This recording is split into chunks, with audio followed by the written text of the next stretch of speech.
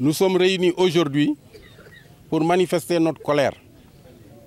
Vendredi, un de nos fils, Abdoulaye Kane, âgé de 11 ans, s'est noyé dans un bassin créé par un certain Mamadou Kébé. Mamadou Kébé est venu dans notre quartier pour exploiter du sel de manière industrielle. D'abord, il n'a pas d'autorisation préalable pour exploiter le sel. Depuis 2021, nous avons alerté le maire. Rien n'a été fait. En janvier, le 1er janvier 2024, nous avons écrit au gouverneur, au préfet, au maire, au président du conseil départemental, au directeur général de la DESCOS, au chef régional du service de l'environnement. Le gouverneur s'était même déplacé jusqu'ici pour constater d'elle-même. Un CRD a été convoqué pour voir si réellement Mamadou Kébé avait une autorisation. Mamadou Kébé, devant le gouverneur, n'avait brandi aucune autorisation. Il n'avait aucun document administratif qui montrait qu'il pouvait exploiter du sel. Le gouverneur avait donné mandat au commissaire d'arrêter immédiatement les travaux. Une sommation a été servie à Mamadou Kébé. Jusqu'ici, rien n'a été fait. Au mois d'avril, nous avons déposé une plainte au parquet.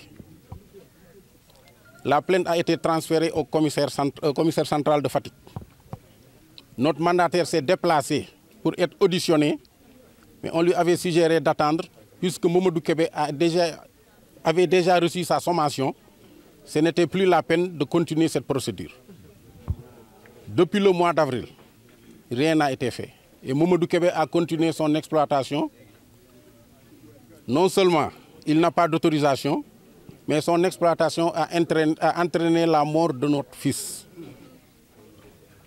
Maintenant, ce que nous voulons savoir, pourquoi aujourd'hui nous avions décidé de manifester sur la voie publique, la police est venue nous interdire de manifester sans autorisation. Et pourtant, Mamadou Kébé n'a pas d'autorisation pour exploiter du sel et il n'a pas été inquiété.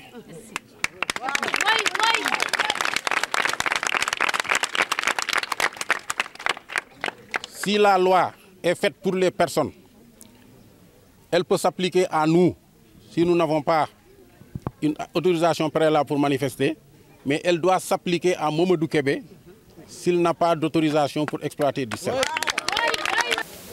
Tay nak liñu fi dajale ñepp xam nañ ko muy nakar ak tiis ak jaay doole ak bari doole ak am xaalis ak am loxo yu gudd ci réew mi ndaxte tey li ñu waral fii tey ñu taxaw fi ñun ñëpp mooy Mamadou Kébé bi nga xamante ne moo ñëw dugg suñu biir koñ bi jël ay dig yoo xamante ne da koo aj ba ca kaw di ki def xorom te amul benn autorisation fépp fu ñu waroon a jaar nañu fa dem nañ ci procureur dem nañ ci gouverneur dem nañ ci préfet dem nañ ci commissaire fu nekk dem nañ fa wante dañoo nekk dëkk boo xamante ne booy xeex ak ku am doole yow yaay ñàkk wante defe naa ne combat bii duñu ko ñàkk ndax ci suñu dëgg la ñu nekk combat bii duñu ko ñàkk ndax suñu dëgg la ñu nekk suñuy doom ñooy dee élève xale yoo xamante ne xale boo xam ne mënoon na nekk lu nekk ëllëg dama bëgg nag justice soit faite pour Mamadou Kébé Mamadou Kébé dañoo bëgg procureur jàppal ñu ko jébbal ñu ko ñu xool ba xam moom kan moo nekk ci ginnaawam dafa doy Mamadou Kébé doy na borom million buy xeex ak borom téeméer day métti wante nag croisement TP jóg nañu taxaw ndaxte lii bu yemul fii mun naa andi leneen dañoo bëgg ñëpp jóg taxaw du ñu violé loi bi Mamadou Kébé moo violé loi bi ndax ñun tey bañ ñu teree dañ ñoo bàyyi wante Mamadou Kébé bañ ko teree bàyyiwul dafa défier autorité administrative yëpp wan leen ne am naa doole capable naa mën naa waaye nag croisement TP benn bopp la kenn mënu ko xar ñaar dinañ ko jaayante dinañ ko xeex dinañ ko xeex ba lu ñu yoon may ñu jël. quelque chose à dire mooy tey jii am na loo xam ne tey jii war na leen a convoquer à tout ñu wax ak ñoom lan moo waral lii ñu bàyyi lii ba mort am fi tey jii c'est à déplorable ñun li ñu waroon lépp lu ñu war ñun ci manifestation on peut le faire mais nag dañoo am yar xam suñuy droit ba nga xam ne duñ violer loi bi en tout cas. On lance un appel au président de la République et son premier ministre ñii nga xam ne le gouverneur le principal concerné tey dama jàpp ne tey jii ce sont des autorités yoo xam ne ce sont des autorités corrompues qu'on se dise la vérité ndaxte bu fekkoon ils ne sont pas des autorités corrompues tey lii tey du fi am tey lii injustice la injustice soo ko gisee automatiquement da nga ko war a alerter tey jii on a un mort mais un chauffeur de taxi wala un chauffeur bu mu mënta doon su defee accident automatiquement dañuy jàpp chauffeur bi pourquoi pas on laisse Mamadou Kébé de partir à gauche et à droite qu'on se dise la vérité gis nga dëgg bu amee nañ ko wax tey li ñu dalli tey bu daloon tey gouverneur tey du nekk ci jàmm tey bu daloon ci préfet du nekk ci jàmm bu daloon ci commissaire du nekk ci jàmm mais ci ñun la dal mënul nekk ci jàmm ci ñun. Nous constatons aujourd'hui c'est que Mamadou Kébé bénéficie du soutien de quelqu'un.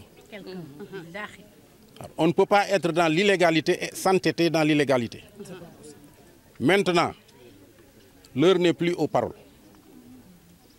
Nous demandons solennellement au procureur de la République de s'autosaisir pour arrêter Mamadou Kébé pour mise en danger de la vie d'autrui.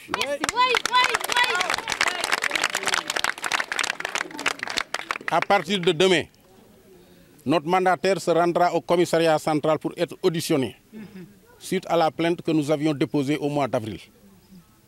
Maintenant, si le procureur juge de faire la jonction sur les deux procédures, tant mieux. S'il ne le juge pas, qu'il s'autosaisisse pour que la lumière soit faite sur la mort de notre fils Abdoulaye Kane. Nous sommes des citoyens, nous avons confiance à la justice, mais nous ne le laisserons pas faire. Vous voyez cette foule, nous pouvons aller voir le champ, il y a un engin qui se trouve sur place.